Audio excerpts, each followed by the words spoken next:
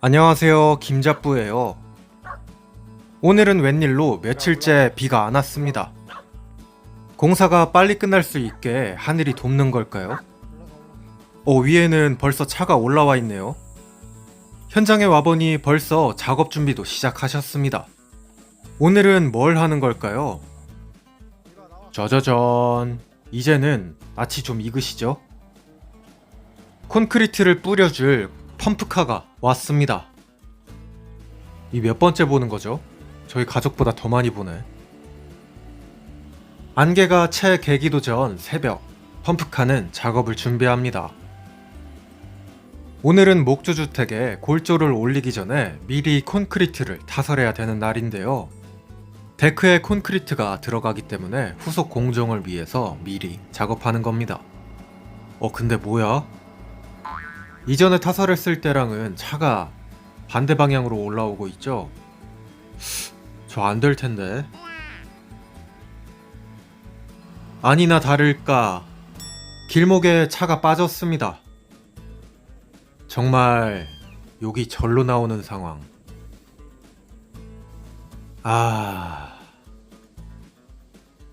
미리 대기해 있던 두 번째 차를 이용해서 차를 한번 빼보기로 합니다. 실패. 결국 1시간 만에 도착한 6더블 기사님. 굴삭기를 안 보는 날이 없어요. 레미콘 차의 옆을 파서 차가 빠질 수 있도록 시도를 해봅니다. 이게 돼야 될 텐데. 길이 좀 안정이 됐나 싶었는데 저놈의 길은 평안할 날이 없습니다. 제발 돼야 될 텐데. 생전 처음 보는 온갖 장비들이 동원됩니다. 되나?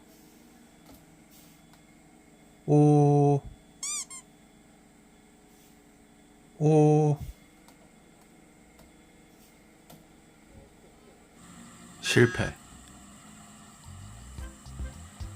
결국 반대편 경사로를 다 까버리고 뒤에서 차를 당기기로 했습니다. 불도저가 따로 없죠? 무슨 발레 구경하는 줄 알았어요. 공사하다가 이런 일이 자주 있냐고 여쭤보니까 어제는 레미콘 차가 뒤집어졌다고 합니다. 원래 전망 좋은 데서 살기가 힘들대요. 뒤에서 땡기는 것도 지금은 어렵고 굴삭기가 온 김에 이 차는 삽으로 받아다 퍼나르기로 했습니다. 타설을 할 때마다 정말 쉽게 가는 적이 없죠. 하지만 타설도 이제 끝입니다. 진짜 끝. 그렇게 삽으로 퍼나른 콘크리트는 펌프카로 들어가고 1시간 50분 만에 타설 시작. 먼저 옹벽의 윗부분부터 작업을 해줍니다. 이쪽은 간단하게 기성품을 사다 쓸 수도 있었는데 마감이 매끄럽지가 못해가지고 일부러 타설을 하기로 했어요. 콘크리트가 시간이 좀 지나서 아주 꾸덕합니다. 한쪽에선 뿌리고 한쪽에선 다듬고. 옹벽의 윗부분을 콘크리트로 마감하는 건 안쪽으로 물이 들어가지 못하게 하기 위해서인데요. 옹벽 안으로 물이 들어가면 압력이 높아져서 터질 수가 있는 거 구독자분들은 다들 아시죠? 그리고 나중에는 여기도 안전 울타리를 박아 놓을 거기 때문에 춘천에서 오신 고수 두 분께서 미장을 해주고 계십니다. 빌더팀도 같이 보조를 해주시고요. 깔끔한데요? 한차 뿌리고 있는데 곳에 날이 겠습니다. 정상적이었다면 진작 작업이 끝났어야 했는데 옆에서는 문제였던 정화조의 마감도 진행 중. 이쪽도 물이 흘러들어가지 않도록 수평을 봐가면서 미장을 해주고 계십니다. 빗물이 안쪽으로 들어가지 않도록요. 자, 그리고 이제는 중요한 데크 작업. 줄스하우스의 데크는 다른 재질을 쓰지 않고 콘크리트로 마감이 됩니다. 와, 저 반죽 굳은 거 봐. 그렇기 때문에 특별히 곡면에도 더 신경을 써서 작업을 해둔 건데요. 첫 번째 차와는 다르게 아무 문제 없이 들어오고 있는 두 번째 차. 굴삭기는 여기서 퇴장했습니다. 짜자잔. 그간 벽체나 공정이 속도를 내지 못했던 건 요놈의 데크 콘크리트를 타설하지 않으면 벽체가 올라가도 고층 작업을 할 수 있는 비계가 설치될 수 없었기 때문입니다. 그래서 설비 공사가 먼저 들어갔고 바로 뒤이어서 데크 작업이 들어갔던 거예요. 그러니까 데크만 끝나면 이제 행복한 벽체 골조 작업이 시작된다는 말입니다. 조그만 게 어른들 등살 사이에서도 아주 꿋꿋하게 혼자 잘 놀아요. 다시 현장. 집이 아주 넓어지고 있죠. 위쪽에서 현장의 모습을 보면 조금 더 가늠하기가 쉬운데요. 이번 타설에만 25루베 정도의 콘크리트가 사용이 되었습니다. 총 5차의 레미콘 차가 왔으니 적은 물량은 아니에요. 그리고 드디어 마지막 물량. 미리 맞춰둔 단열재가 있는 부분까지.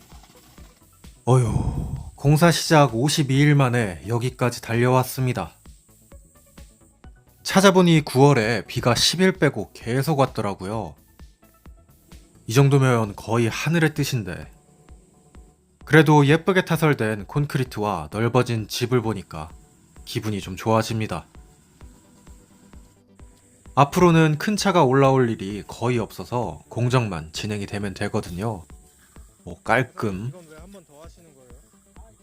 무지 깔끔.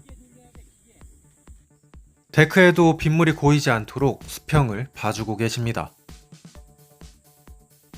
근데 이대로 끝나면 엄청 미끄러울 텐데 이 생각하고 계셨죠?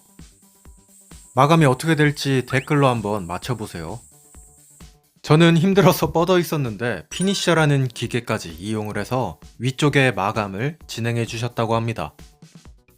기계를 사용하면 더 단단하고 예쁜 마감이 나온다고 해요. 어떤가요? 따뜻하네. 와, 아무튼간 정말 큰일 끝냈습니다.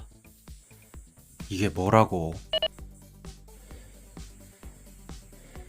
자, 앞으로는 속도가 좀 붙고 훨씬 재밌어질 거예요.